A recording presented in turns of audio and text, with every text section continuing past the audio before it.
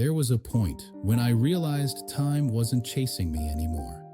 Deadlines still existed, life still moved, but the panic was gone. If you've ever felt time loosen its grip without anything changing on the outside, this chapter lives there. For most of my life, time felt like pressure, like something I was always behind, always catching up to, always negotiating with. I lived in almost. Almost there, almost ready, almost enough. Every day felt like preparation for a future moment where life would finally begin.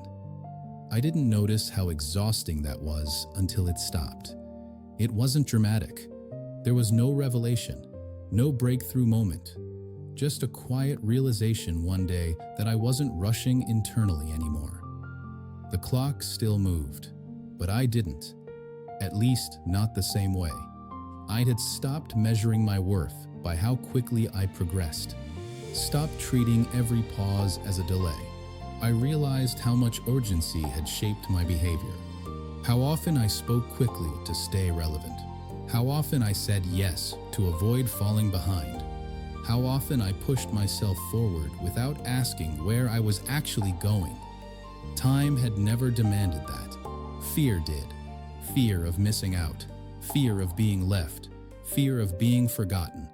Once those fears softened, time changed character. Moments widened, conversations felt fuller.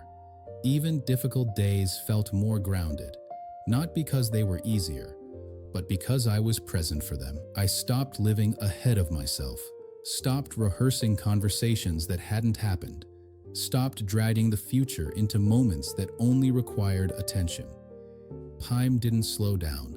I slowed into it. And in doing so, I discovered something unexpected. Time isn't something you manage. It's something you inhabit. When you're aligned, time stops feeling like an enemy and starts feeling like a container. Big enough to hold effort, big enough to hold pain, big enough to hold patience. I no longer felt late to my life. I felt inside it. That changed how I moved. I became less reactive, less hurried, less willing to trade depth for speed. Not because I had nowhere to go, but because I trusted the pace. If you're listening to this and feeling pressure from time, like life is slipping past you, I want you to hear this clearly. You're not behind. You're just done rushing toward versions of yourself that no longer fit. Time doesn't punish alignment. It expands around it. And when you stop racing, you realize something quietly powerful.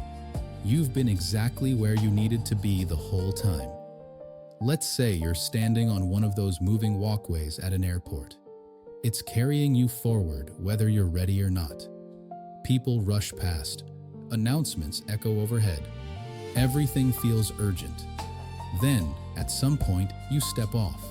The walkway keeps moving. People keep passing. But you're standing still, on solid ground. Nothing about the airport changes. Flights still depart. Time still moves. But your body relaxes.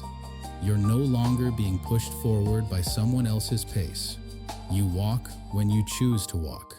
You stop when you need to stop. That's what happened when time stopped rushing me. Time didn't slow down. I just stopped letting it carry me without consent.